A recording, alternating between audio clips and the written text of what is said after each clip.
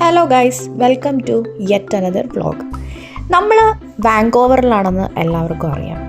അപ്പോൾ നമ്മളിന്ന് റോഡ് വഴി പോകാൻ പറ്റാത്തൊരു സ്ഥലത്താണ് പോകുന്നത്. അതുകൊണ്ട് തന്നെ നമ്മൾ എങ്ങനെയാണ് പോവുക? നമ്മൾ ഫെറി പിടിച്ചാണ് പോകുന്നത്. അപ്പം ഫെറിയിൽ നമ്മൾ ഓൺലൈൻ ബുക്ക് ചെയ്യുന്നതായിരിക്കും കുറച്ചുകൂടെ കൺവീനിയൻറ്റ്. അല്ലെങ്കിൽ നല്ല തിരക്കുള്ള ദിവസമൊക്കെ ആണെങ്കിൽ ടിക്കറ്റ് കിട്ടാൻ വളരെ ബുദ്ധിമുട്ടായിരിക്കും. അപ്പോൾ നമ്മൾ ഓൺലൈൻ ടിക്കറ്റൊക്കെ പർച്ചേസ് ചെയ്ത് ഫെറിയിലേക്ക് ബോർഡ് ചെയ്യുകയാണ്.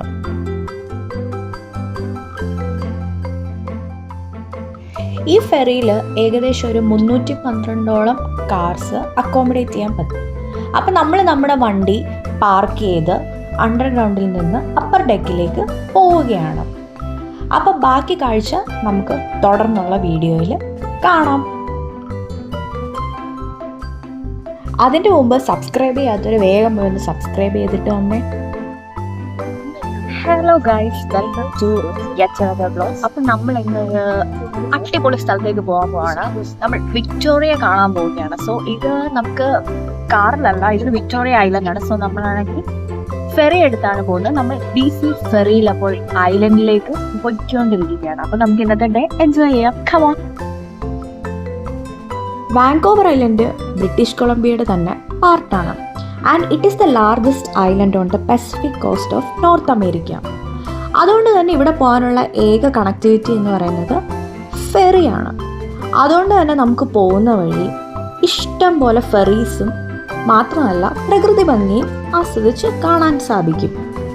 ഇത് ആക്ച്വലി ഒരു 1.5 മണിക്കൂർ ക്രൂസ് ആണ്. നമ്മളിപ്പം ഏകദേശം ഇവിടെ പ്രകൃതി ഭംഗിയെല്ലാം ആസ്വദിച്ച് മൗണ്ടൻസ് എല്ലാം ആസ്വദിച്ച് നല്ല ബ്യൂട്ടിഫുൾ ആണ്.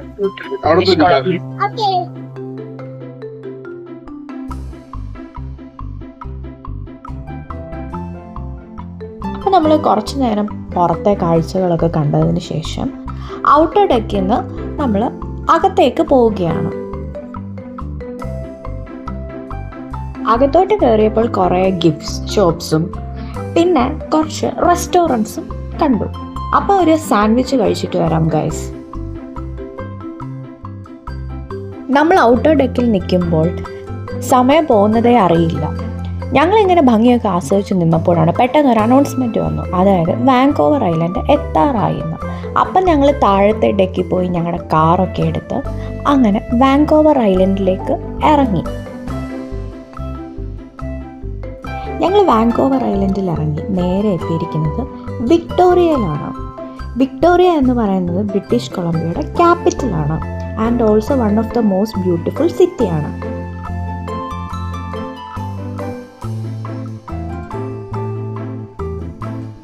സോ ഗൈസ്, നമ്മളിപ്പോൾ നിൽക്കുന്നതാണ് ബ്രിട്ടീഷ് കൊളംബിയ ടൈം ക്യാപ്സ്യൂൾ. എന്ന് വെച്ചാൽ എനിക്കിത് വായിച്ചതിൽ നിന്ന് മനസ്സിലായത് ഇതിനകത്താണ് ബ്രിട്ടീഷ് കൊളംബിയയുടെ ചരിത്രം മൊത്തം കുഴിച്ചു വെച്ചിരിക്കുന്നത്. ആൻഡ് ഒരു ഇൻട്രസ്റ്റിംഗ് ഫാക്ട് എന്ന് പറഞ്ഞാൽ ഇവരത് January 1st, 2067 ഓപ്പൺ ചെയ്തിട്ടുള്ളൂ. ഈ കണ്ട ടൈം ക്യാപ്സ്യൂളിൻ്റെ അടുത്ത് തന്നെയാണ് ഈ കാണുന്ന കോൺഫെഡറേഷൻ ഗാർഡൻ കോട്ട്. ഇവിടെ കാനഡയുടെ coat of arms as well as Canadian provinces and ടെറിട്ടറീസിൻ്റെ ഷീൽഡ് നമുക്ക് കാണാൻ സാധിക്കും. ഇവിടെ ഒരു മനോഹരമായ ഫൗണ്ടൈൻ ആൻഡ് ആർട്ടിഫിഷ്യൽ വാട്ടർഫോൾ ഉണ്ട്. ഇൻട്രസ്റ്റിംഗ്ലി ഈ ഫൗണ്ടൻ്റെ പേരാണ് കോൺഫെഡറേഷൻ ഫൗണ്ടൻ.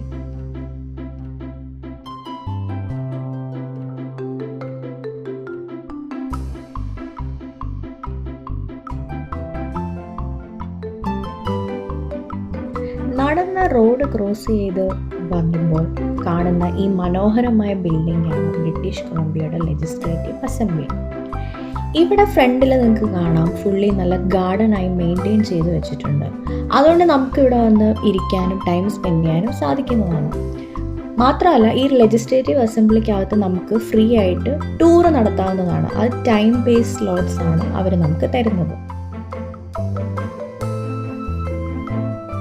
ഇവിടെ വരുന്ന ടൂറിസ്റ്റുകളെ മെയിനായിട്ട് അട്രാക്റ്റ് ചെയ്യുന്നതാണ് കേട്ടോ ഈ കുതിരവണ്ടി സവാരി. അപ്പോൾ ഗൈസ്, നമ്മൾ നമ്മുടെ നെക്സ്റ്റ് ഡെസ്റ്റിനേഷനായ ബീക്കൺ ഹിൽ പാർക്കിൽ എത്തിച്ചേർന്നു. ഇവിടുത്തെ പ്രത്യേകത എന്ന് പറഞ്ഞാൽ ഇവിടെ ഫുള്ളി ഗ്രീനറിയാണ്. അപ്പോൾ നമുക്ക് ഈ സമ്മർ കാലത്ത് വന്നാൽ പിക്നിക് ചെയ്യാം ആസ് വെൽ ആസ് ഈവനിങ് നന്നായിട്ട് സ്പെൻഡ് ചെയ്യാം. പിന്നെ നമുക്കിവിടെ ഒത്തിരി പീക്കോക്സിനെ സ്പോട്ട് ചെയ്യാൻ സാധിക്കുന്നതാണ്.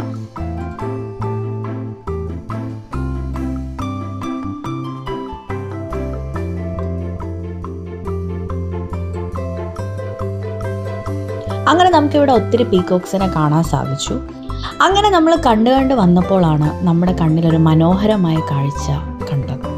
അതെന്താണെന്ന് നിങ്ങൾ കണ്ടു നോക്കൂ ഗൈസ്. ഇങ്ങനെ പീലി നിവർത്തി നിൽക്കുന്ന ഈ കാഴ്ച ഞങ്ങൾക്കൊരു എക്സ്ട്രാ ബോണസ് ആയിരുന്നു ഗൈസ്. ബിക്കോസ് ഞാൻ എൻ്റെ ജീവിതത്തിൽ ആദ്യമായാണ് ഈ കാഴ്ച കാണുന്നത്. It was very very very beautiful.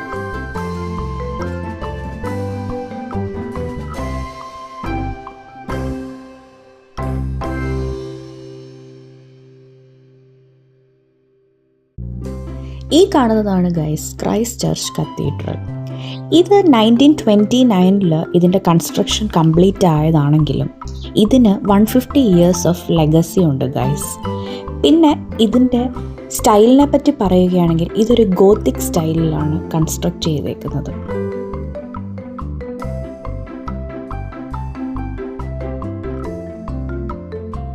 പള്ളിയിൽ നിന്നിറങ്ങി നമ്മൾ വരുമ്പോൾ തന്നെ അതിൻ്റെ ഓപ്പോസിറ്റ് വശത്ത് നമുക്കാണെങ്കിൽ അഫ്ഗാനിസ്ഥാൻ വാറിൽ മരിച്ച കനേഡിയൻ ആർംഡ് ഫോഴ്സിൻ്റെ മെമ്മോറിയൽ കാണാൻ സാധിക്കുന്നതാണ്. ഈ കാണുന്നതാണ് ഗ്രേറ്റ് ഡാരോ കാസിൽ. ഇത് ലേറ്റ് 1800s ബിൽഡ് ചെയ്തതാണ്. ഇതൊരു നാഷണൽ ഹിസ്റ്റോറിക് സൈറ്റാണ് ഗൈസ്. നമ്മൾ ടൈം കുറവായതുകൊണ്ട് ഇതിൻ്റെ അകത്ത് പോയില്ല, പക്ഷെ പുറത്ത് ചുറ്റും നടന്നിട്ട് ഫോട്ടോസൊക്കെ എടുത്തിട്ട് തിരിച്ചു പോകും. നമ്മൾ അടുത്തതായി എത്തിയിരിക്കുന്നത് ഫിഷർമാൻസ് വാർഫിലാണ്. ഇത് നല്ല വൈബായിട്ടുള്ള നല്ല ലൈവ്ലി ലൊക്കേഷനാണ് ഗൈസ്. ഇവിടെ നമുക്ക് 33 പ്രൈവറ്റ്ലി ഓൺഡ് ഫ്ലോട്ടിംഗ് ഹോംസ് കാണാൻ സാധിക്കും. മാത്രമല്ല ഓരോ ഹോമും യുണീക്ലി ഡിസൈൻഡ് ആണ്. മാത്രമല്ല ഇതിൻ്റെ പെയിൻറ്റും കളേഴ്സും എല്ലാം തന്നെ ഇതിന് ഒരു പ്രത്യേക ചാം നൽകുന്നതാണ്.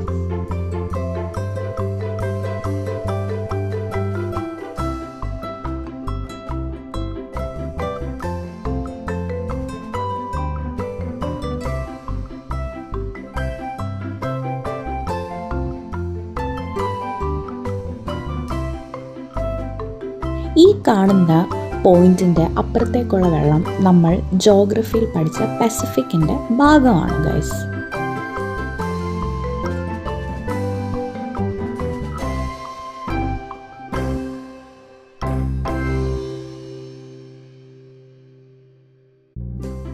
ഇവിടെ നിൽക്കുമ്പോൾ നമുക്ക് കുറേ സീ പ്ലെയിൻസും സ്പോട്ട് ചെയ്യാൻ സാധിക്കുന്നതാണ്.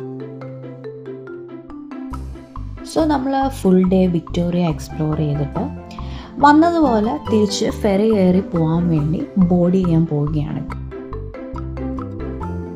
തിരിച്ച് പിന്നെ ഈവനിങ് ടൈം ആയതുകൊണ്ടും കൂടെ വളരെ അധികം ഭംഗിയായിരുന്നു ഗൈസ്. എവിടെ നോക്കിയാലും നല്ല മനോഹരമായ കാഴ്ചയായിരുന്നു.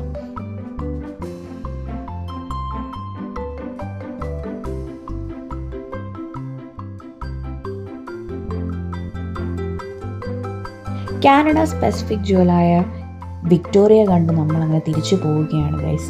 വീഡിയോയിൽ കണ്ടതുപോലെ എല്ലാ സീനും ഓരോ പോസ്റ്റ് കാർഡായിരുന്നു ഗൈസ്.